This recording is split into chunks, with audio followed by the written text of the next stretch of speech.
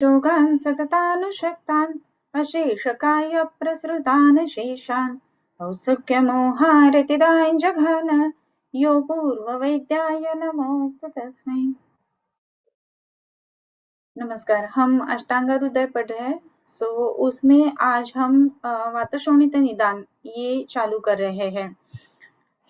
निदान स्थान ये अध्याय के बाद में हमारा समाप्त हो जाएगा और फिर दूसरा स्थान हम चालू करेंगे।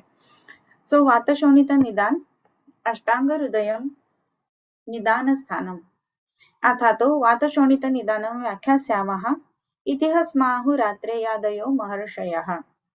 विधायन्नं विरुद्धञ्च तत्तच्चाश्रुक् प्रदूषणं भजतां वदिहीनञ्च स्वप्न जागर मैथुनम। जब भी हम वातशोणित की बात करते हैं तो जैसे कि हम देखते हैं कि सब अध्याय में क्रम महात्म्य रहता है। वात व्याधि निदान के बाद में ये वातशोणित अध्याय आ जाता है। वातशोणित की जब भी हम चिकित्सा या फिर उसके बारे में जब भी बात करेंगे वात व्याधि के बाद में ये आता है। अष्टौ महागद जैसे हम कहते हैं वैसे ही इसकी संप्राप्ति जो है वो भी उतने विकृति तक ले जाती है। इसके लिए ये बहुत ही महत्वपूर्ण व्याधि है। दूसरी बात है कि इसके बाद में वात रक्त के कारण गुल्म विद्रधि इसमें भी इसका प्रवर्तन हो जाता है। कुष्ठ भी इसमें एक लक्षण करके आता है जो जिसमें बहुत बड़ा दूष्य संग्रह रहता है। ऐसा बहुत शरीर को व्यापने वाला ऐसा जो है वो वात शोणित है और इसके नाम से ही वात और शोणित ये दोनों उसमें महत्वपूर्ण रहते हैं ये देखने के लिए मिलता। पहला श्लोक आज हम पढ़ेंगे। विदाहि अन्नं विरुद्धञ्च तत्तच्चाश्रुक् प्रदूषणं भजतां विधिहीनञ्च स्वप्न जागर मैथुनं प्रायेण सुकुमाराणाम् अचंक्रमणशीलिनाम् अभिघातात् शुद्धेश्च नृणाम् असृजि दूषिते वातलैर्शीतलैर्वायु वृद्ध क्रुद्धो विमार्गगः तादृशैवासृजारुद्ध प्राक् तदेव प्रदूषयत् आढ्यरोगं खुडं वात बलासं वातशोणितं तदाहुर्नामभिस्तश्च पूर्वं पादौ प्रधावति विशेषाद् यानाद्यैः प्रलम्बौ तस्य लक्षणम इधर से उसके लक्षण बताए गए हैं। ये जो पहले के 4 श्लोक है और 5वें श्लोक का जो आधा चरण है वो जो कहा गया है उसमें सब हेतु वर्णित किए गए हैं। विदाहि अन्नं विरुद्धञ्च तत्तच्च असृक् प्रदूषणम ऐसा आहार की जो असृक यानी रक्त को दूषित करता है। कौन सा आहार? प्रामुख्यतः अगर देखेंगे तो विदाही अन्नम और विरुद्ध अन्नम रक्त के प्रदूषण करने वाले बहुत सारे अलग अलग आहार या फिर बहुत सारे अलग अलग कारण बताए गए हैं, लेकिन उसमें बहुत ही महत्वपूर्ण जो कारण है वो है विदाही आहार और दूसरा जो है वो विरुद्ध आहार। विदाही और विरुद्ध आहार ऐसा जब भी हम देखते हैं तो उसमें विदाही और विरुद्ध इसमें फर्क क्या है? तो विरुद्ध के अलग अलग प्रकार है जिसमें वीर्य विरुद्ध है या फिर रस विरुद्ध है या फिर क्रम विरुद्ध है या फिर संस्कार विरुद्ध है। इन विरुद्ध आहारों के कारण क्या हो जाता है? ये आहार जब भी हम लेते हैं, विरुद्ध आहार जब भी लेते हैं तो जो रक्त है वो प्रदूषित हो जाता है और इसी के लिए विरुद्ध आहार ये जो है ये रक्त को दुष्ट करने वाला बहुत ही महत्वपूर्ण हेतु है। वैसे ही विदाही अन्नम ये पहले बताया गया है। विदाही और विरुद्ध इसमें भी पहला जो कहा गया है वो है विदाही आहार। विदाही अन्नम विरुद्धञ्च तत्तच्च असृक् प्रदूषणम। विदाही आहार ये बहुत ज्यादा हम देखते हैं कि रक्त प्रदूषित करने वाला है। विदाही आहार यानी कौन सा? जिसके कारण शरीर में विदाह होता है वो है विदाही आहार, राइट। जब भी विदाही आहार की बात चलती है तो ये विदाह क्यों होता है? उसके गुणधर्म के कारण। वृष उष्ण तीक्ष्ण ऐसा जो आहार रहता है वो विदाही है। खाने के बाद जलन होती है। ये जो राजस आहार कहा गया है भगवत गीता में, उसमें ऐसा वर्णन आया है कि वो आहार नहीं तोफ के गोले खा रहा है। इतना विदाहित्व उसमें है जो धातुओं का पाक करने वाला है। कैसे भी जब ये खाना लिया जाता है तो क्या होता है? ये शरीर में जाके शरीर में उष्णता विकृति और धातु पाक ये कर देता है। इसी के लिए विदाही अन्न जो है वो बहुत ही महत्वपूर्ण है रक्त को प्रदूषित करने के लिए। सो आजकल के अगर हम कोई भी डिशेस देखें तो उसमें विदाही आहार कौन कौन सा है? सो राजस आहार जो है वो सब विदाही है, जिसमें बहुत ज्यादा मसाले है, तीक्ष्ण उष्णता है, या फिर जिसमें टिपिकली मिर्ची का ठेचा जिसको बोलते हैं वो यूज किया जाता है, वो विदाही रहता है। सो विदाह ये एक गुण है कि जो अलग अलग द्रव्यों में पाया जाता है। सो ऐसा अगर विदाही आहार लिया जाता है तो रक्त प्रदूषित होता है, जो विरुद्ध आहार है वो लिया जाता है तो रक्त प्रदूषित होता है। सो इसके कारण विदाही अन्नम विरुद्धंच तत्तच्च असृक् प्रदूषणम। अन्न और भी कुछ कहे गए हैं कि तत्तच्च असृक् प्रदूषण। अभी रक्त को प्रदूषित करने वाले आहार तो है और विहारात्मक भी रक्त दूषित करने वाले हेतु रहते हैं। सो कौन कौन से हैं कि शीतोष्णाक्रम सेवनात्, ये कहा गया है कि धूप में से आए हैं घर पर और इमीडिएटली एसी में चल दिए। सो पहले ऐसे बताया जाता कि धूप में से आने के बाद इमीडिएटली हाथ पैर धोना। आजकल आने के बाद हाथ पैर धोने का जमाना ज्यादा रहा नहीं है, लेकिन इमीडिएटली एसी में चलना ये बात जरूर होती है।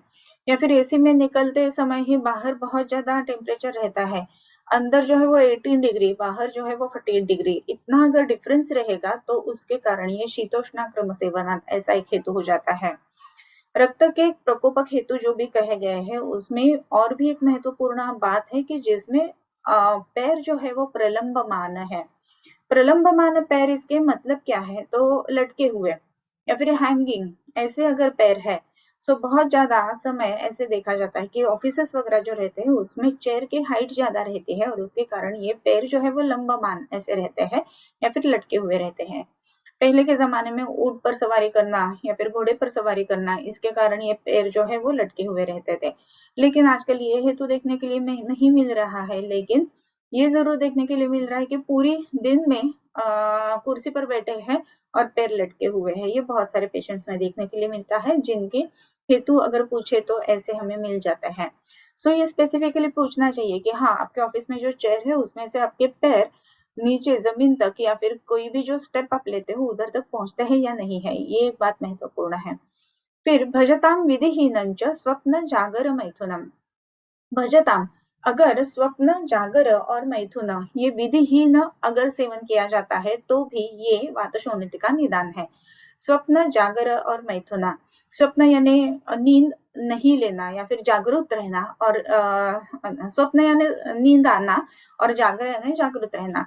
सो कोई भी नींद का जो पैटर्न है वो अगर विधिहीन है, सो विधि कौन सा है निद्रा का, ये भी तो देखना चाहिए।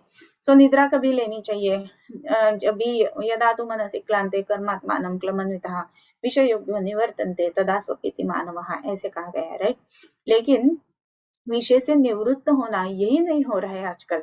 यानी जो पेशेंट्स कोई भी जो रहते हैं, पेशेंट्स भी नहीं, आजकल के न्यू जनरेशन ऐसा भी हम कहेंगे। सो रात को बहुत देर तक उनके विषय जो है वो खत्म ही नहीं होते हैं, रील्स जो है वो खत्म ही नहीं होते हैं। सो विषय से निवृत्त ही नहीं होते हैं और वैसे ही सो जाते हैं। ये भी एक विधिहीन निद्रा है, ये भी ध्यान में रखना चाहिए। किसी भी समय पर सोना, किसी भी समय पर उठना, ये विधिहीनता है। नाइट शिफ्ट्स वगैरह रहते हैं उसमें नाइट को कंपलसरी जागरण करना पड़ता है, वो भी विधिहीन है। और भी कुछ बातें विधिहीन है कि जिसमें जो शैया है जिसके ऊपर आप सोने जा रहे हैं वो कैसी भी तहस नहस है, उसी के ऊपर आप नींद ले रहे हैं तो नींद अच्छी नहीं होगी, विकृत निद्रा रहती है उसमें भी। और ये भी प्राकृत नहीं है, जो विधिहीन है, ये भी ध्यान में रखना है। और कौन कौन सी बातें जो विधिहीन है, खाने के बाद इमीडिएटली सो जाना। किधर तो 9-10 बजे आजकल घर पर आते हैं ऑफिस से लोग और उसके बाद में इमीडिएटली टीवी देखते देखते खाना लिया जाता है और उसके बाद में immediately go to the bed while watching the reels, ऐसा है। सो ये भी विधिहीन बात है। इसमें और भी एक बात ध्यान में रखना है कि सोते समय जो कपड़े पहने जाते हैं वो लूज होने चाहिए। वो अगर लूज नहीं है तो भी वो विधिहीन है। इसका मतलब ऐसा है कि जब भी हम नींद लेते हैं वो भी एक अच्छा, एक सागर संगीत सोहळा ज्याला म्हणतो वैसे होना चाहिए। सो ये जो बातें हैं, भजताम विधिहीनंच स्वप्न जागर और मैथुना, जागर उसके साथ में ही आ गया और मैथुन सेवा जो है वो भी विधिहीन अगर सेवन किया जाता है तो इसके कारण जो रक्त है वो प्रकोपित हो जाता है। प्रायेण सुकुमाराणाम अचंक्रमणशीलिनाम अभिघातात् अशुद्धेः च नृणाम असृजि दूषिते। असृजि दूषिते, असृक यानी रक्त जब भी दूषित होता है, सती सप्तमी ये प्रयोग है इस शब्द में, इस वाक्य में। सो प्रायण किसको होता है ये ज्यादा करके, सुकुमाराणाम, सुकुमार लोग जो रहते हैं उनको ये ज्यादा होता है। सुकुमार कौन रहते हैं, जनरली अगर देखा जाए तो रक्त सारता जिनको रहती है वो सुकुमार रहते हैं। सो रक्त की व्यक्ति उनमें ज्यादा है। सो ऐसे जो लोग रहते हैं वो सुकुमार रहते हैं। जो पित्त प्रकृति के लोग रहते हैं वो सुकुमार है। सो प्रायण सुकुमाराणाम, इसमें इमीडिएटली रक्त की विकृति हो जाती है जब भी पित्त की प्रकृति है या फिर रक्त का सार है। सो ऐसे जो पेशेंट्स है उसमें रक्त की विकृति, पित्त की विकृति जल्दी आ जाती है। इसके लिए सुकुमार लोगों को ये जनरली ज्यादा देखने के लिए मिलता है। और अचंक्रमणशीली नाम ऐसे कहा गया है। सो अचंक्रमणशीली नाम, इसका मतलब ऐसा है कि जो ज्यादा चलते नहीं है। सो चलना ये एक बात अच्छी है, ये ध्यान में रखना चाहिए। जो सीडेंट्री है, सीडेंट्री लाइफस्टाइल जिनकी है उनको ये वातरक्त ज्यादा करके हो जाता है। प्रायण सुकुमाराणाम अचंक्रमणशीलिनाम। सो चलना डेली बहुत ही ज्यादा जरूरी है। आजकल बहुत सारे जो पेशेंट्स है उसमें कैसा है कि आप घर से निकलो, बाहर लिफ्ट है, लिफ्ट से नीचे उतरो, दरवाजे में गाड़ी खड़ी है, उधर बैठो, ऑफिस के नीचे जाओ, उधर भी लिफ्ट खड़ी है। सो ऐसी अगर पूरे दिन में आप कम से कम 5000 स्टेप्स तो चलने चाहिए। ऐसे अगर आप चलते नहीं हो तो जो लेग्स है वो हैंगिंग भी रहते हैं और वो जो है वो ग्रेविटेशन के अगेंस्ट वो काम नहीं करेंगे। जो पंपिंग है मसल्स का वो नहीं होगा, तो जो रिटर्न वीनस फ्लो आना चाहिए वो नहीं होता है और इसी के लिए ये विकृति हो जाती है। सो प्रायण असुकुमाराणाम अचंक्रमणशीलिनाम अभिघातात अशुद्धेः च नृणाम असृजि दूषिते। अभिघातात, अभी आघात होने के कारण ये विकृति यानी ये वातरक्त हो जाता है। हमें ऐसा लगता है कि आघात का कारण क्या है। कोई भी शरीर के ऊपर जब भी आघात होता है तो उसमें वात और रक्त ये दोनों विकृत हो जाते हैं। सुश्रुत का सूत्र है कि कोई भी ऑपरेटिव करते समय जब भी हम कोई भी कैंची उसके ऊपर चलाते हैं तो वायु और रक्त इन दोनों की विकृति होती है। इसी के लिए वायु और रक्त को शांत करने के लिए पहले चिकित्सा देनी चाहिए और फिर कोई भी ऑपरेटिव है वो करना चाहिए। सो इवन कोई भी ऑपरेटिव प्लान करते हैं तो उसके पहले 7 दिन जो है वो केशव त्रिफला अमृता को गुड़ ऐसा कर दिया जाता है तो वात की विकृति नहीं होगी, रक्त की विकृति नहीं होगी, वुंड हीलिंग जो है वो भी जल्दी हो जाता है और उसमें और भी एक फायदा हो जाता है कि वात रक्त की संप्राप्ति नहीं होती है। सो प्रायेण सुकुमाराणाम अचंक्रमणशीलिनाम अभिघातात, ये अभिघात के बारे में हम देख रहे थे। अभी जो ट्रेन से रोज प्रवास करते हैं तो उनको अभिघात नहीं होता है, ऐसा होता ही नहीं है। कुछ ना कुछ तो डेली लगता ही है, ऐसा होता है। दूसरी बात है कि कोई जो प्लेयर्स रहते हैं उनमें भी इंजुरीज बहुत ज्यादा रहते हैं। फेकलं जाणं म्हणतो ना, वैसी अगर बात रहती है कि उच्छेद बहुत ज्यादा दूर फेंक देना, ऐसी अगर बात होती है, शरीर फेंक जाता है, तो ऐसी बात होती है तो उसके कारण भी ये रक्त और वात विकृत हो जाते हैं। तो अभिघातात अशुद्धेः च, अशुद्धि के कारण। अभी ये अशुद्धि कौन सी है, इसके दो अर्थ हम लगा सकते हैं। जो सार्थवाक भट्ट है उन्होंने बताया है कि अगर मल शौच साफ नहीं होता है तो उसको अशुद्धि से कहा गया है। लेकिन अशुद्धि, इसके दो बात हम कह सकते हैं। शुद्धि यानी शुचि यानी मार्जन यानी स्नान। ओके, जो स्नान भी रेगुलरली नहीं करते हैं वो अशुचिता होने के कारण ये इसमें क्या रक्त में विकृति आ जाती है। जैसे कि हम देखते हैं कि पूरा शरीर जो है उसके ऊपर जो त्वचा है वो बहुत बड़ा मलायतन है, राइट। और ये जो मलायतन है उससे मल बाहर निकलते हैं और ये मल जब भी बाहर निकलते नहीं है या फिर शरीर में बहुत ज्यादा मल संचित हो जाते हैं तो वो अगर स्किन से बाहर निकलेंगे तो स्किन लीजन्स यानी कुष्ठ यानी त्वचा रोग डेवलप हो जाता है। सो त्वचा रोग जो कहा गया है, कुष्ठ जो कहा गया है, वो रक्त प्रदोष जो व्याधि में कहे गए हैं। सो अगर ये त्वचा शुद्ध नहीं रख दी जाती है, डेली स्नान नहीं किया जाता है, शौच जो है वो अगर मेंटेन नहीं किया जाता है तो ये रक्त की विकृति हो जाती है। दूसरी बात जो शुचि की कही गई है वो है शोधन, यानी स्वस्थ रहने के लिए पंचकर्म शोधन कहा गया है। ऋतुकालीन जो पंचकर्म किया जाता है, जैसे कि वमन है वसंत में, विरेचन है शरद ऋतु में, और बस्ती जो है वो वर्षा ऋतु में। ये करनी चाहिए हर एक स्वस्थ व्यक्ति ने स्वस्थ रहने के लिए। लेकिन आजकल की चेंज लाइफस्टाइल के कारण अगर ये किए नहीं जाते हैं और मल संचित हो जाता है तो उसके कारण भी ये रक्त में विकृति आ जाती है। सो प्रायेण सुकुमाराणाम अचंक्रमणशीलिनाम अभिघातात अशुद्धेः च नृणाम अश्रुजि दूषिते। अश्रुज यानी रक्त दूषित होता है तो तभी वातलैः शीतलैः वायुः वृद्धः क्रुद्धः विमार्गगः। सो ये रक्त की दूषित पहले शरीर में हुई है और उसके साथ में वातलैः शीतलैः वायुः वृद्धः क्रुद्धः। शीतलैः वायुः वृद्धः, पहले क्या होता है कि वातल और शीतल ऐसा आहार खाने के कारण वायु जो है वो वृद्ध हुआ है, प्रकोपित हुआ है, प्रमाणतः बढ़ गया है।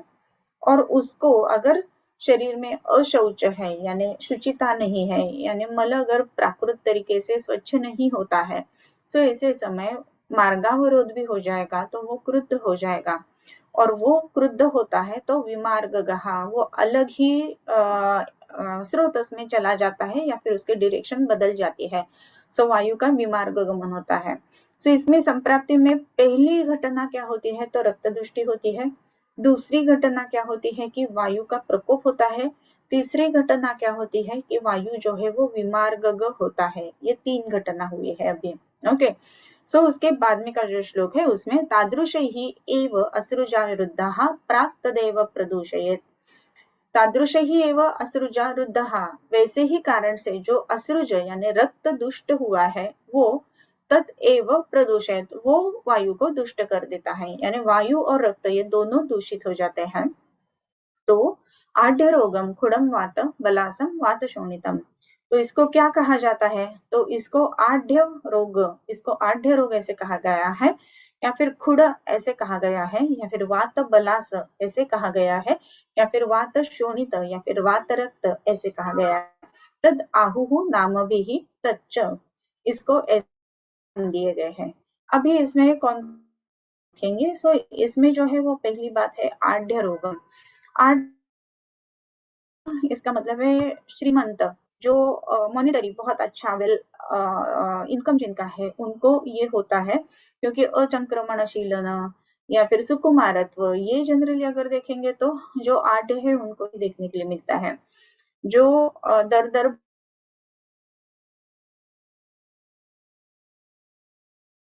के या फिर अंग मेहनत का काम करके जो उनको ये सुकुमारत्व जनरली नहीं रहता है, और इसी के लिए ये कहा गया है कि इस कैसे कहा गया है। और भी एक आढ़ रोग कहने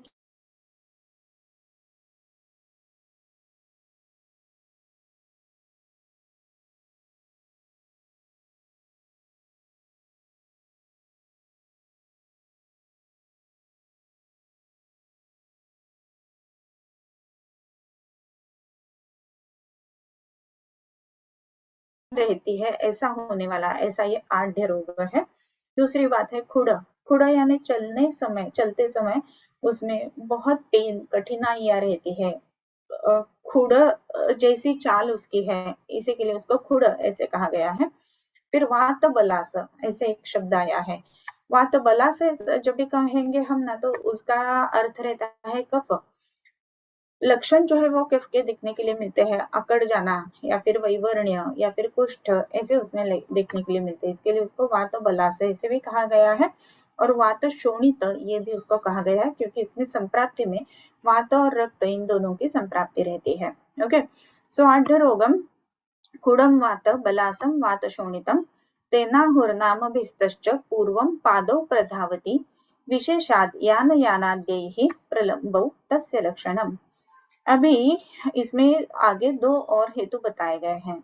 सो पादौ प्रधावति जो कहा गया है उसमें प्रधावति जो पूर्वम पादौ प्रधावति ऐसे कहा गया है, और विशेषाद यान यानाद्यैः पूर्वम पादौ प्रधावति, यानी यान के ऊपर बैठने के बाद जो पैर लटकते हुए ऐसे जो प्रधावती यानी बहुत जल्दी या तेज गति से जो चलता है, यानी वो कोई भी प्राणी के ऊपर बैठा है, जैसे कि घोड़ा है, जैसे कि ऊंट है, या कोई भी यान है जैसे कि रथ वगैरह है, सो उसके ऊपर बैठे हैं और जो पैर है वो अगर प्रलंबमान है, लटकते हुए है, तो ऐसे अवस्था में ये खुड़वात या फिर वात शोणित ये निदान हो जाता है, ये रोग हो जाता है। अभी उसके लक्षण कौन कौन से हैं? सो तस्य लक्षणम भविष्यतः, लक्षणम भविष्यतः इसका मतलब ऐसा है कि आगे जाके ये रोग अगर होने वाला है तो उसके लक्षण क्या है।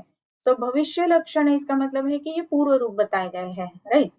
सो कुष्ठ समम तदा सादश्लथांगता जानुजंघोरु कंट्यंस हस्तपादांग संधिषु कंडुस्फुरण निस्तोद भेद गौरव सुप्तताः भूत्वा भूत्वा प्रणश्यन्ति पुनराविर्भवन्ति च। अभी भविष्यतः इसमें क्या है, तो कुष्ठ समम, जैसे कि मैंने पहले ही कहा कि इसमें रक्त की दृष्टि है, तो रक्त की जो दृष्टि है उसमें कुष्ठ आ जाता है, स्किन के ऊपर अलग अलग लीजन्स आ जाते हैं, त्वचा रोग रहता है। सो कुष्ठ समय पूर्व रूप है। सो स्वेद अस्वेद विवर्णता वगैरह जो है ये सब उसमें लक्षण देखने के लिए मिलते हैं। और साद और श्लथांगता, साद पूरा शरीर जो है वो गल गया है, अंग साद ये लक्षण इसमें रहता है। और श्लथांगता अंग शैथिल्य, अगर चलते समय कुछ भी लगता है थोड़ा सा, तो बहुत ज्यादा इतर लोग जो रहेंगे उनको पेन नहीं होगा, लेकिन ये पेशेंट को पेन ज्यादा रहता है। सो ये जो है वो अंग शैथिल्य है, उसके कारण वो पेन है। सो अंग शैथिल्य ये बात उसमें है। और जानु जंघोरु कंट्यांस हस्त पादांग संदेशु कंडु स्फुरण निस्तोद भेद गौरव सुप्तता, ये किधर किधर रहते हैं? जानु जंघोरु कंट्यांस, जानू के प्रदेश में यानी नी जॉइंट में।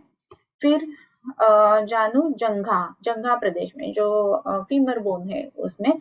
उरु पूरे थाई रीजन में। कटी अंश, कटी के भाग में है। अंश यानी जो शोल्डर है उसमें।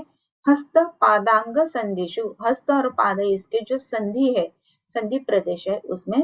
कंडु स्फुरण और निस्तोद भेद गौरव सुप्तता, इसमें कंडु रहेगी, कभी कभी इसमें स्फुरण रहेगा। निस्तोद जो मसल ट्विचिंग हम बोलते हैं ना, स्फुरण वैसे रहता है।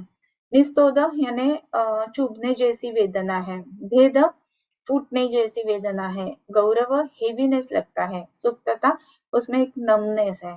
सो ये अलग अलग वेदना है कि जो जानू के प्रदेश में, जंघा के प्रदेश में, उरु प्रदेश में, कटि प्रदेश में, अंश प्रदेश में, हस्त प्रदेश में, पाद अंग, इन संधि, इन सब प्रदेश में ये देखने के लिए मिलते हैं। और भूतवा भूतवा प्रणश्यंती होता है फिर वापस कम हो जाता है, होता है वापस कम हो जाता है। मुहुराविर्भवन्ति च, और फिर से उत्पन्न होता है। ये सब जो लक्षण है ये इसमें हमें पूर्व रूप के स्वरूप में देखने के लिए मिलते हैं। पादयोर मूलमास्थाय कदाचित हस्तयोरपि आखोरिव विषम क्रुद्धम कृष्णम देहम विधावते। पादयोः मूलम आस्थाय, पाद का मूल जो है वो उसको स्थान लेके या फिर उसका आश्रय करके, कदाचित हस्त यूरोपी, कभी कभी हस्त जो है उनका भी आश्रय लिया जाता है। कभी कभी मोस्ट प्रोबेबली जो पैर है उनका आश्रय लेके, यानी पादयोः मूलम, यानी पहले जो मूल रहता है, पाद मूल जिसे कहा जाता है, यानी जो एड़ी है उधर या फिर जो ग्रेट टो है उधर, इनका मूल यानी उधर वो घर करके रहता है। कभी कभी हाथ में भी वो घर कर लेता है। और ये जो विष जैसा आखोरिव विषम क्रुद्धम कृष्णम देहम विधावते, जो आखू यानी उंदीर, चूहा, ये जो चूहा है वो अगर काटता है तो उसका विष जैसे ही पूरे शरीर में फैलता है, वैसे ही इसकी वेदना रहती है, पूरे शरीर में उसके वेग आते हैं, विषवत वेग रहते हैं और पेन बहुत ही ज्यादा रहता है। और इसी के लिए इसको वात रक्त ऐसे कहा गया है। ओके, अभी आगे का एक श्लोक पढ़ के आज इधर ही रुकते हैं। नेक्स्ट ट्यूसडे फिर से मिलेंगे 5:30 को। ओके, आखोरिव विषम क्रुद्धम कृष्णम देहम विधावते। त्वम् अवसाश्रयमुत्तानं पूर्वं जायते ततः कालान्तरेण गम्भीरं सर्वान् धातून् अभिद्रवत् कण्वादिसंयुतोत्ताने त्वक्ताम्राशावलोहिता सायामाभृशदाहोषा गंभीरेदिक पूर्वरूप। सो आज इधर ही रुकेंगे और नेक्स्ट ट्यूसडे वापस 5:30 को मिलेंगे। ओके, वरोनी सद्भावाची अंजुळी मियावो विया फुले मोकळी अर्पिली अंग्री उघडी विश्वरूपाच्या मरोनी सद्भावाची अंजुळी मिळावोव्या फुले मोकळी अर्पिली अंघ्री उघडी विश्वरूपाच्या मरोनी सद्भावाची अंजुळी मिळावोव्या फुले मोकळी अर्पिली अंघ्री उघडी विश्वरूपाच्या